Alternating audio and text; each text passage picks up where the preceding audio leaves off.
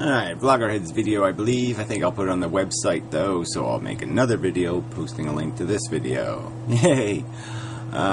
Using a little different camera, still a flip, but a different version.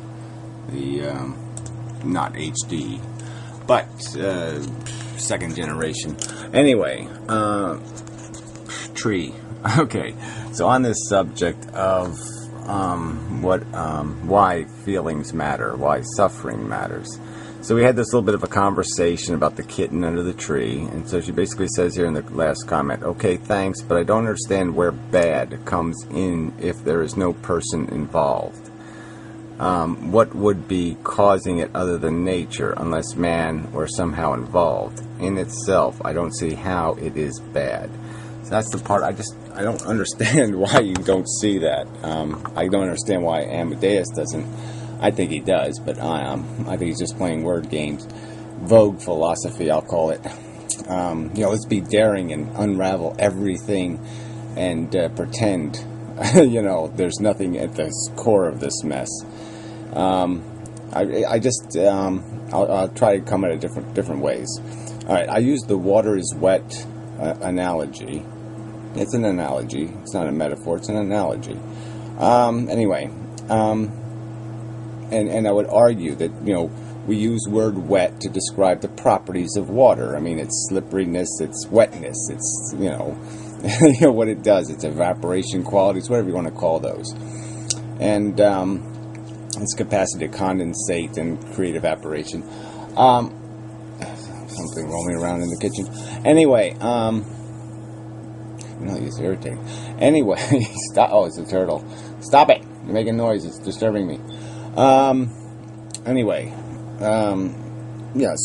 it's properties, and I would argue, and it's the fundamental properties. There's no, it's as core as you can get these properties of something, and I'm arguing basically that the property of suffering, if you're going to have a list of its properties, they're going to be things that aren't good, pain and unpleasantness and nausea and these sensations that are just not good sensations. They're very uncomfortable. Even, I have anxiety disorder, so I have these moments where my brain gets clouded and my body fills with, this unwanted intensity, and it's incredibly disconcerting.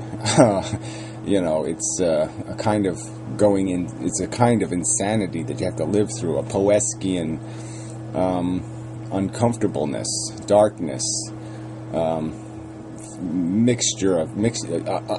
ugly, nasty mixture of ingredients, like, peanut butter and peanut butter meatloaf or something. I mean, it's just, it's just not good. So, it's just the property of it. It's what it is.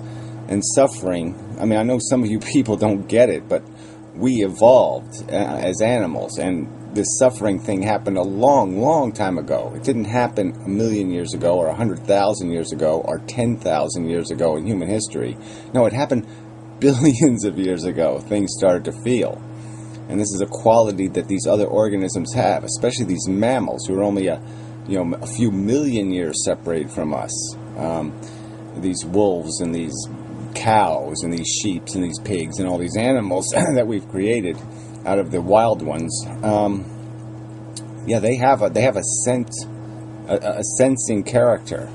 They have the property of being able to be harmed, to go through bad experiences. They're by their very nature bad. We can't describe them rationally any other way. The experience in and of itself, the sensation in and of itself, is decidedly negative. It is not positive. It just isn't. And if somebody's experiencing it as a positive, then they're not experiencing as it is. They're experiencing something else. Because the sensation, pain, cannot be pleasure. Yes, some people can get off sexually. They can have an emotionally gratifying experience. They can release some other demon by experiencing the demon of pain. But the demon of pain is still a demon. So that kind of satisfaction is at a price. It isn't free. So that's one way to look at it. Let's see, how else can I get you to understand it, that it doesn't need a witness, it doesn't need somebody to pass judgment on it. It's in the sentient creature itself. It's in the consciousness. My consciousness is experiencing. Whether you see this video, whether you know of my existence, doesn't matter. This conscious experience is going to take place. I don't need this connection through a bunch of energy to you for my experience to be decidedly good or bad. What I'm experiencing to be good or bad. And the same is true for any other sentient creature on this planet. They are having a conscious experience. Now, if you want to deny their consciousness, I can't help you. I don't think you have a leg to stand on, a tongue to cook on. I don't think you have anything rational you can use to disqualify the fact of their capacity to be experiencing something good or experiencing something bad. And if they're trapped in a little cage and they can't turn around, and they're being injected and prodded and not even being able to nurture their little piglets or some other thing, they're not going to be having a good experience. It's going to be a bad experience. They're going to be stressed and uncomfortable and even psychotic. And it's not going to be good. It's going to be a bad thing. And maybe the rationale is you accept that it's a bad thing, but you think you're so much better than all these other things that you can discount them. It would take zillions and zillions of one of them to add up to one of you, because you're so spectacularly wonderful and magnificent, and what you feel makes the whole universe fertile and flowers grow merely because you perceive it to exist and you contemplate it, and you. Yes, okay, maybe you believe that. Maybe you think you're the fertilizer for the universe. I don't think you have a rational tongue to stand on again. You know, to eat on, or to cut up, or to laugh at, or to play with, or to game, or to take out of context. Yeah, remove. You know, and I'm just poking a little fun there. But the point is that, well, I mean, the point is simple. Like I said, you can't disqualify it. It is the core value in the universe. All value, I'm arguing. Like, I can make an energy argument, talk about what the quanta is of energy, and that all this rest of the universe is built out of this quanta doing its thing, and everything else is built out of its movement.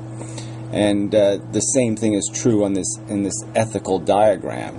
The core value is sentience, is the capacity to have a good or bad experience. If something isn't going to affect something that's going to have a good or bad experience, it's out of the relevant ball game. It has no ethical or moral relevancy.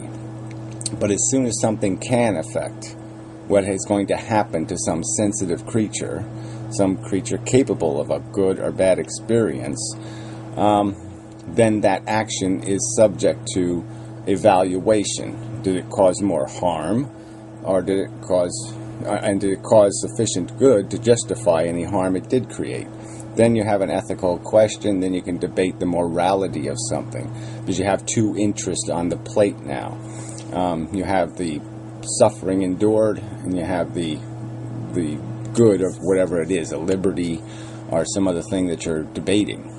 And that's the nature of the ethical question. It's not so much about life and death. It's not about, you know, it's like death itself. Death itself is more about how you die. It's not exactly when you die. When is kind of irrelevant, because you're never really finished. There's always another cake to bake. There's always another, I don't know, fly to swat, however you appreciate your life. But there's always something more to do. Unless you're horribly miserable, then you're going to say, I really want to get the fuck out of here. But other than that, under normal circumstances, you just don't run out of will. There has to be some bricks falling on your head before you're going to stop playing the game voluntarily. That's just the nature of the beast. So, like I said, it's not so much about how long your life is or any of this. It's about how you die. It's a big part of it. And how you live. While you're alive, what's the quality of that existence? Is it more pain or more gain? In terms of gain of contentment and complacency and comfort. And every consciousness that's capable of these sensations we feel has to be part of the relevant universe, because they possess the capacity to produce the red or the black number. They are the math. They are the thing. They are the integer. They will be the integer. They can be a positive or a negative. That's just the way it is, because they have this capacity to be harmed or to be pleased. So it really doesn't, it's not a moral equation. When I'm saying there's a kitten under a tree suffering, it just is. We don't need to define how it got into that position. We don't need to know any circumstance to merely say that's a bad thing. It would be a good thing if kitten is happily drinking a little dish of milk. That's a good thing. That is just the basic core of all rational appreciation for what it means to be and what it is. I mean, like I said, we have our own testimony. We can't deny our own testimony. You can't look into your own consciousness and say it doesn't matter how I feel. Nobody says that. Nobody looks into their own consciousness and say, I don't care whether I'm in screaming horrible pain or whether I'm in blissful orgasmic joy. Nobody does that. It's preposterous. So I mean, there's no point in arguing it. Your own witness testimony is telling you there is a dramatic difference in quality between these sensations, and there's no other way. At their core, as quanta, as a thing in and of itself, it has a negative and a positive character. It is the property of it. It is what it does. This is what consciousness does. It creates the capacity to experience good and bad. That's about all I can say. Alright, so anyway, I'm posting another video below this video, so there'll be 3 videos on here, I guess. I'll embed a YouTube video from a guy, a long cat guy. He makes a good argument against Amadeus' last video, so I don't have to bother with that nonsense. I mean, I'm really not interested in reading text in a video. It's kind of a waste of my time, and listening to music and all that kind of crap. So you want to have a philosophical debate that way, you go ahead and play that game. I have no interest. No thank you. But he put up with it, and he did dissect your argument and make the point that you're just playing word games, asshole. This isn't that complicated. This isn't obscure. This isn't invisible. And no intelligence would ever, the more intelligent you are, the more aware of this math you're going to be. An intelligence would not sit there and look at a human being and say, it's nothing.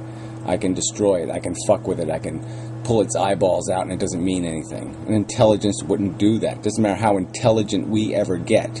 Are you arguing somehow that if we get more and more intelligent, that we'll care less and less about our dogs and cats? That's just ludicrous, silly person. So anyway, till the next time, and such. Whoa. Well, I messed that up. Kind of a sloppy ending. Yeah, so what? It's on Vlogger Aids. Yay!